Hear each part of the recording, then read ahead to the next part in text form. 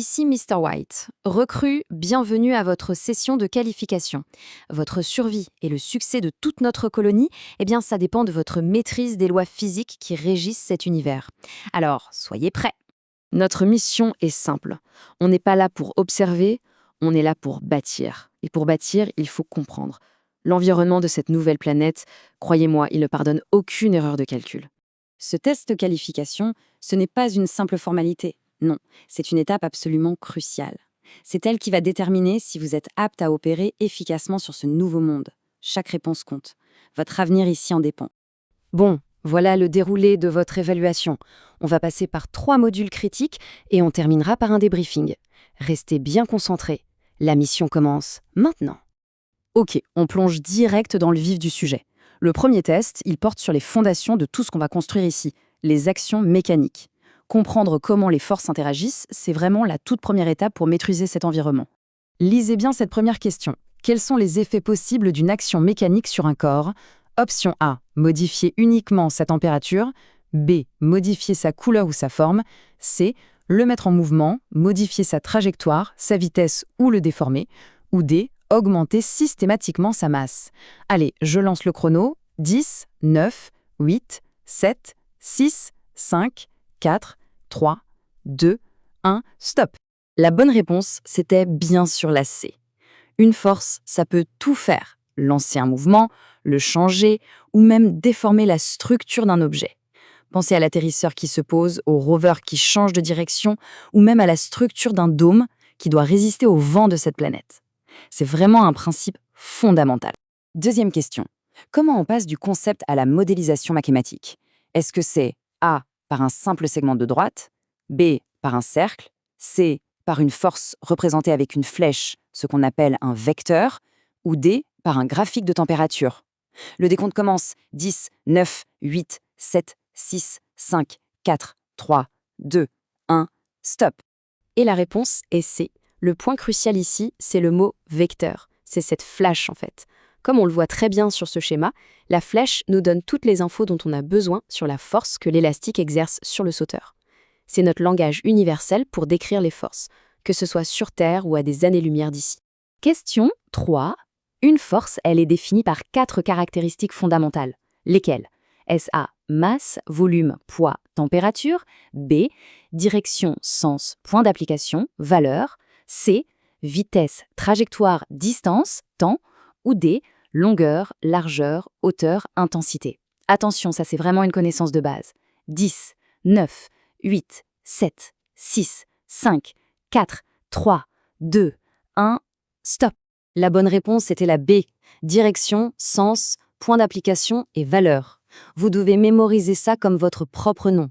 Chaque calcul pour la trajectoire d'une fusée, chaque manœuvre de grue que vous ferez, tout ça dépendra de votre maîtrise parfaite de ces 4 éléments. C'est non négociable. Allez, dernière question de ce module. Quelle est l'unité de mesure d'une force et quel instrument on utilise ? A, le kilogramme avec une balance. B, le mètre avec une règle. C, le newton avec un dynamomètre. Ou D, le joule avec un wattmètre. Celle-ci devrait être facile. 10, 9, 8, 7, 6, 5, 4, 3, 2, 1, stop. La réponse, c'est la C, le newton mesuré avec un dynamomètre. Tout votre équipement est calibré en newton. Aucune marge d'erreur n'est permise. Fin du premier test. Préparez-vous pour la suite. On enchaîne avec le test numéro 2, la gravitation universelle. C'est cette force invisible qui sculpte les galaxies, qui maintient les planètes en orbite et qui nous ancre au sol. Votre compréhension de cette force est absolument vitale. Question 5. Alors, comment on qualifie l'interaction gravitationnelle ? A, une interaction de contact uniquement. B, une interaction attractive à distance. C, une interaction qui n'existe que sur Terre. Ou D, une interaction répulsive entre les masses. C'est une question clé. 10, 9, 8, 7, 6, 5, 4, 3, 2, 1, stop. La réponse correcte, c'est la B. C'est une interaction qui est à la fois attractive et qui agit à distance. Ce schéma l'illustre parfaitement. La Terre et la Lune s'attirent l'une l'autre à travers le vide de l'espace, sans jamais se toucher. C'est exactement cette même force qui maintient notre base bien ancrée au sol. Question 6. De quoi dépend la valeur de cette fameuse force de gravitation ? A. Uniquement de la vitesse des objets. B. De leur forme et de leur couleur. C. Des masses des objets et de la distance qui les sépare. Ou D. De la température de l'espace.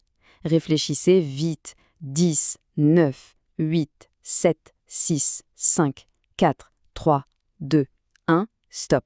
Et c'est la réponse C. Tout dépend de la masse des objets et de la distance entre eux.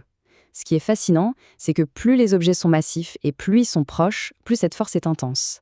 C'est la clé pour comprendre les orbites de nos satellites et même les marées de faits de planètes. On attaque le module final. Et celui-là, c'est le plus critique. Confondre le poids et la masse ici peut avoir des conséquences désastreuses, que ce soit pour calculer les réserves de carburant ou pour la santé de l'équipage. Alors, soyez très attentifs. Question 7. Une formule toute simple mais absolument fondamentale. Quelle est la relation mathématique correcte entre le poids, noté P, et la masse, noté M? Est-ce que P égale M plus G, P égale M sur G, P égale M fois G ou M égale P fois G? C'est la formule à connaître par cœur. 10, 9, 8, 7, 6, 5, 4, 3, 2, 1, stop. La bonne réponse est C. Poids est égal à la masse multipliée par G, l'intensité de la pesanteur. Sur cette planète, attention, le G est différent de celui de la Terre. Cette formule, c'est donc votre outil le plus important pour recalibrer tous nos systèmes, des balances médicales jusqu'aux propulseurs de vos jetpacks. Question 8. On va tester votre compréhension du concept. Parmi ces affirmations, laquelle est vraie? A. Le poids ne change jamais. B. La masse est plus faible sur la Lune. C. La masse est constante, mais le poids varie. Ou D. La masse se mesure en newtons. Une seule est correcte. 10, 9, 8, 7, 6, 5, 4, 3, 2, 1, stop. La bonne réponse, c'est la C. Et voilà le point crucial. Votre masse, c'est-à-dire la quantité de matière qui vous compose, elle ne change jamais, où que vous soyez dans l'univers. Par contre, votre poids, qui est une force, lui, il dépend de l'astre sur lequel vous vous trouvez. C'est une distinction absolument vitale. Question 9. Décrivez-moi le vecteur poids. Comment est-ce qu'on le représente? A. Horizontal vers la droite. B. Vertical vers le bas. C. Oblique vers le haut. Ou D. Depuis la surface de la peau. Pensez à la pomme de Newton. 10, 9, 8, 7, 6, 5, 4, 3, 2, 1, stop. La réponse est la B. Toujours verticale, toujours vers le bas et toujours en direction du centre de la planète. Comme cette illustration le montre brillamment, peu importe où vous êtes sur le globe, la force vous tire vers son centre. C'est la définition même de ce qu'on appelle le bas. Allez, dernière question du test, c'est l'application concrète de tout ce qu'on vient de voir. Que devient le poids d'un astronaute sur la Lune? A. Il reste identique. B. Il est environ 6 fois plus faible. C. Il devient nul. Ou D. Il augmente. C'est le décompte final. 10, 9, 8, 7, 6, 5, 4, 3, 2, 1, stop. Et la bonne réponse, c'est la B. Son poids est divisé par 6, à peu près. Pourquoi? Tout simplement parce que la Lune est moins massive que la Terre. Donc, son attraction gravitationnelle, son fameux G, est plus faible.